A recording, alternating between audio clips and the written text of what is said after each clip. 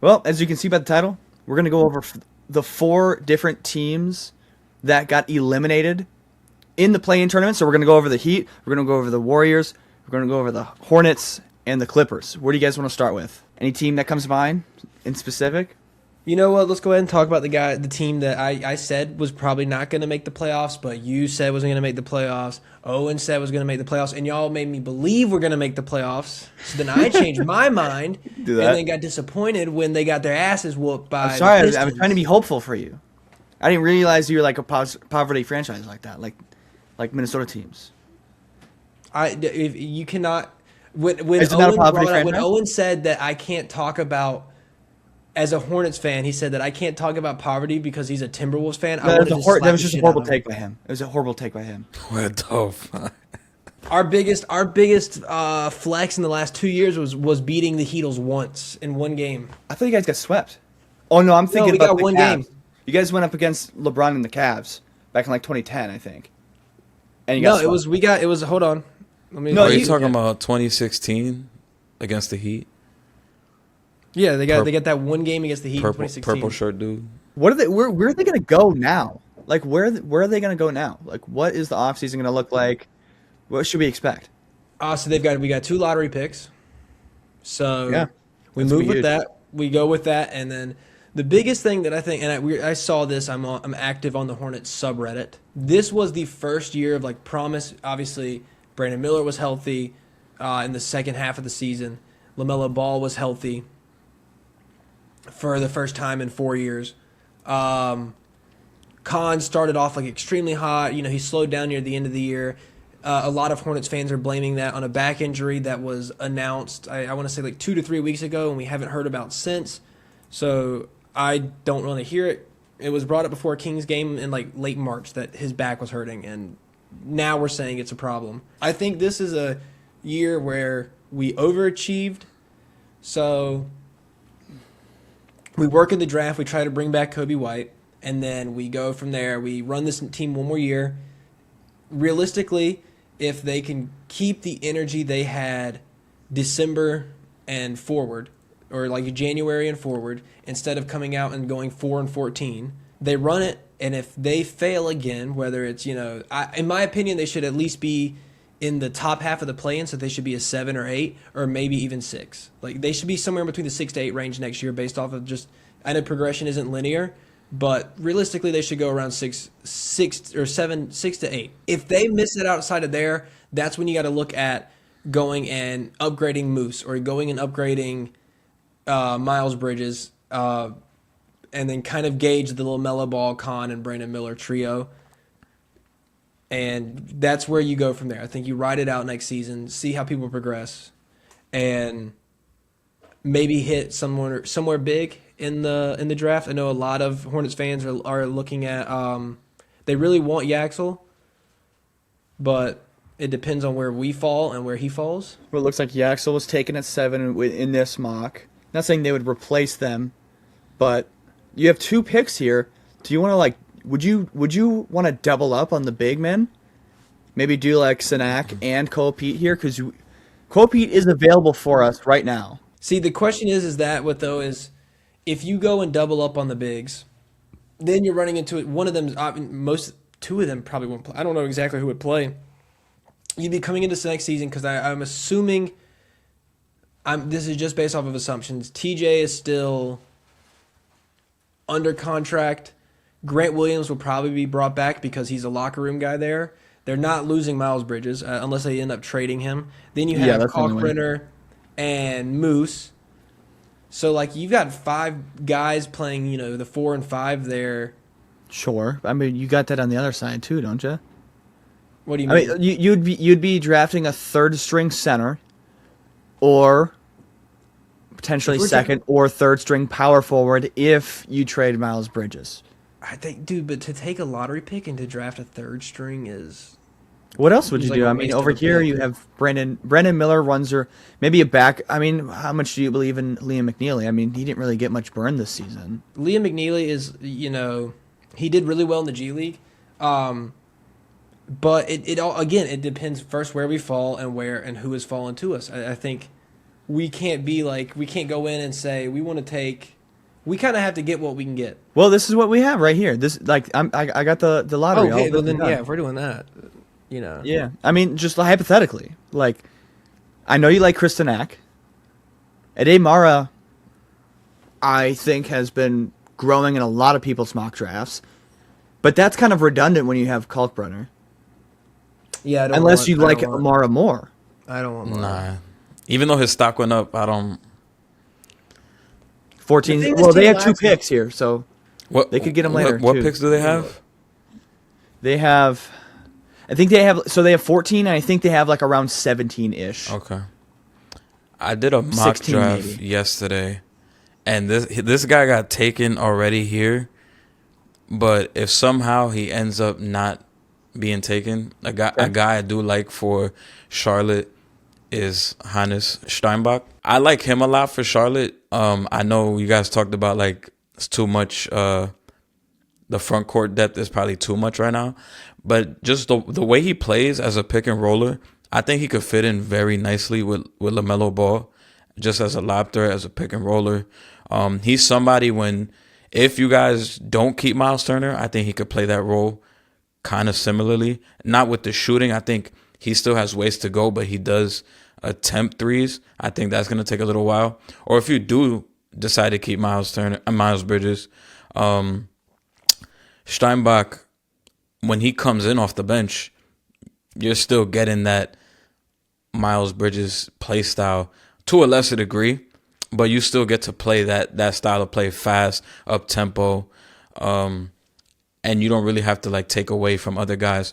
And then when you take them out the game, you could go even bigger with Musa and Kalkbrenner. So it just gives you different ways to play. Because I don't look at any other guys. Like, I feel like the guard rotation, they're pretty much set. Like LaMelo, Kobe White. Unless you want to take like a backup guard just in case, knock on wood, LaMelo is injured. You could look at a guy like Bennett Sturts would be interesting just to give you more off the bench firepower, because I feel like he could probably complement those guys really well too. I would love it if Phylon would drop to 14.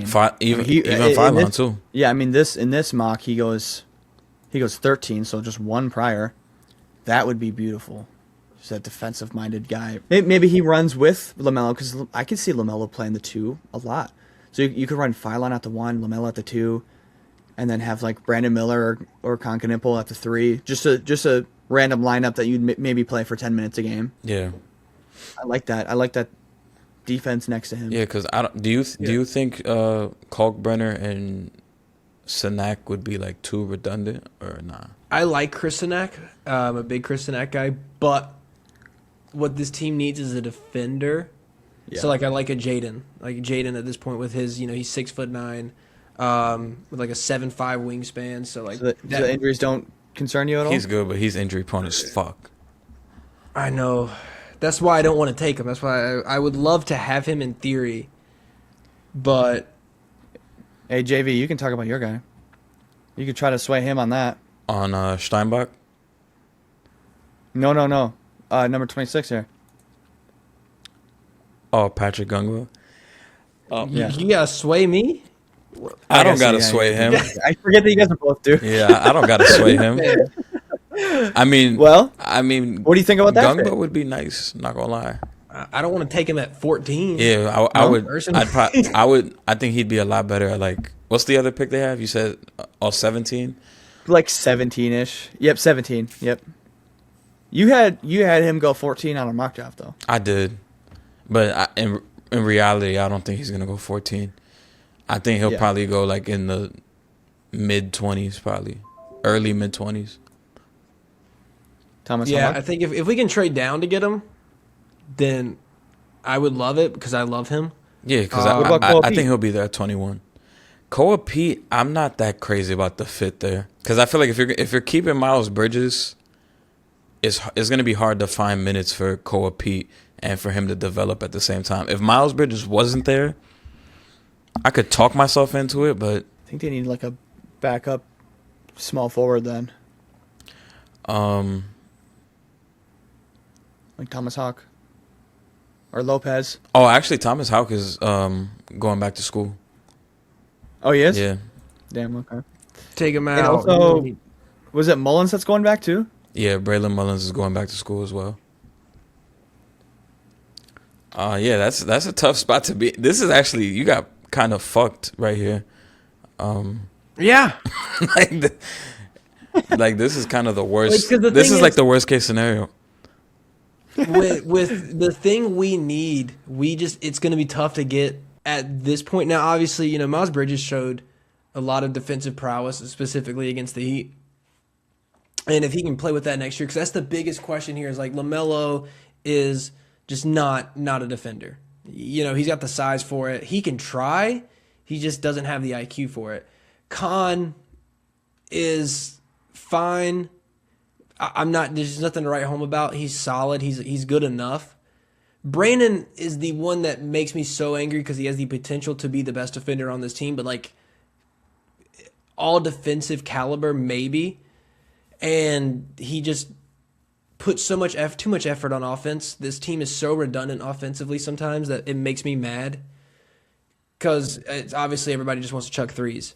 And it worked until it didn't. So it's time to, like, we got to come back into next season. So I just don't know, like, who the defensive upside guy is that we would take at this point. Yeah, I mean, see if Phylon drops, but I don't think he can drop past Miami. I mean, looking at this, you'd have to get above. Looking at this mock, there's no shot Lendenborg would go 7, and Nate Ament would go 12. That's true. Nate Ament's going to drop. I don't want us to trade up in the draft. Well, you have 2 picks. You say it's too high for Gungba, but we might have to take him. You might have to just get you just got to get your guy at this point. No, honestly, unless we can trade down with, like, I don't know. But you can have Creighton. Unless you really feel confident in your cool. We can add him to this roster that might not. The rest of it, we're praying that we stay healthy again next season. Let's not add another. You got to problem. pray that your medical staff is like elite. Hey, dude. Yeah. I don't know I don't know what they changed this year, but it worked. So, Gungba? Actually, I saw a thing that was that I don't know. I don't know about, like, other NBA teams. I don't have inside source. I don't have an inside source of the Hornets either. But, like, they check body tension on, like, they have a percentage you have to reach and body tension on each part of your body. And if you don't reach it, you have to sit out. Okay. That might be. That's one of the reasons they were able to stay so healthy this season. That might be good for Jaden. I don't know. I have to see it happen 2 years in a row for me to believe it. Yeah. But Hornets, I think the Hornets just ride it out and try not to make a big move if they can't. Because again, if in theory, if this team played the way they did in the second half of the season throughout the entire season, they would have been outside of the play-in. They would have been somewhere between 6 to probably even 4 in the East. So I think you ride it again. I think you just ride it again, and then everybody's still so young. You can just, if everything works out and they are able to play that way, because you still want to see what you can get from this team at a full year of playing that way. And what do we have to lose? We're the Hornets. I mean, if we're bad another year, I mean, people expected it this year. We've been dealing with it for the last however many years. So for me, I think it's just run it back, see if there's any improvement, and then wherever holes we see next season are the ones that we go in and fill later on. Yeah. So you're saying there could be a trade at the deadline? Potentially, yes. I think if things aren't looking well, or if things are looking so well that we are able to go out and be buyers at a significant margin, it's possible.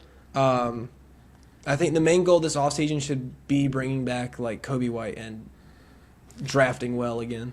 If I'm the Spurs, I'd be interested in Miles Bridges. Hey, what are you giving us for him? That's a good question. I worry because Miles Bridges' impact on this team is, like, I want him more to be, if he could be, like, fill out more of an Aaron Gordon type role, then I'm all in on him, which he kind of has been. He has been this year. Well, it can't be Harrison Barnes because he's not on contract anymore. We're also saying no if the trademark here is Harrison Barnes. Keldon Johnson's interesting. That I don't know if you want to break up that Are continuity. they gonna though. trade him after a 6-man of the year type of season? That's what I'm saying. Yeah, I don't think that would move either team. Devin Vassell. Nah. No, because if we got LaMelo, Con, Brandon Miller, Kobe White, I just So don't. this is like assuming you would have to find a power forward in the draft that you really love if you're going to get rid of Miles Bridges. Otherwise, there's no reason to.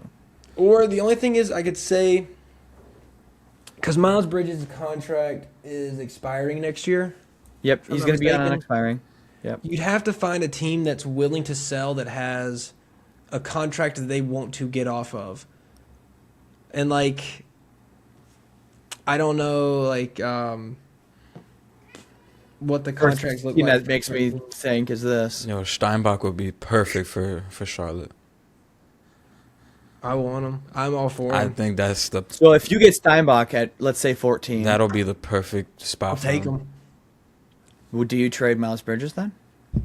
I think it depends. You have to see what I think- what you get from. I think you play him this year together, and then go from there. I just want to see. I want to see size. I just need to see some size on this team because Moose was like Wendell Carter bullied the shit out of Moussa Diabate because he weighs like 50 pounds more. For the size of a center, he is so. He's got the length, but man, the weight is just not there. And it's going to be a lot to ask him to gain 30 pounds because then that affects a lot of his style of play that just they can't afford to lose. Yeah, Steinbach is a big boy. He'll get the rebound, push it in transition himself, and just dunk on people as a 6'11" big, which is crazy. We can move on. It sucks because like I don't want to move on from Kalkbrenner, but I think Moose is more valuable to the Hornets than Kalkbrenner is. So At this point, preferably you keep Moussa Diabate and then fill out from under there. But that's all I got for the Hornets, really. Yeah, just kind of keep on keeping on. That's just kind of what it seems like. I mean, you had a You great give it season one more this year. season. You give it one more year. You Yeah, saw some I mean- upside from this team. Now you need to let it go to full fruition next year, and then if it doesn't work next year, that's when you decide to change some things because. Yeah, it clearly worked this season. So let's run it back. Just assume that the guys will progress, and yeah, you're going to be looking at a top 5, top 6 seed next season. Yeah. Just keep on keeping on. That's what I said on my pod yesterday. I was like, I think next year, this team, like without that bad start, they would have been like in the top 6, or probably like 7th seed of the play-in, so they wouldn't have to play 2 games. But yeah, they should be fantastic next year. Like as long as LaMelo's healthy, knock on wood, Brandon Miller continues to improve. Hopefully, the last month of Nipple was just that, and he overcomes that going into next year. Yeah, I mean, he's a rookie, Yeah. so I mean, he's human. Everybody hits the rookie wall. He just hit it at like the worst time. I don't know. He had a long season of great. I mean, Yeah. I Yeah, get he it, had a like, long in season of the great. play-in, Yeah. It was just But, like, hey, it was the he's a timing of it that was bad, but like Yeah, for sure. But yeah, It was awful. That Heat game was terrible. Yeah, it was bad. Yeah. Was he 2 of 11 or was that LaMelo? That was 2 of 11. They were both bad. Yeah, And they then both were awful. Con shot 16%. I can tell you that.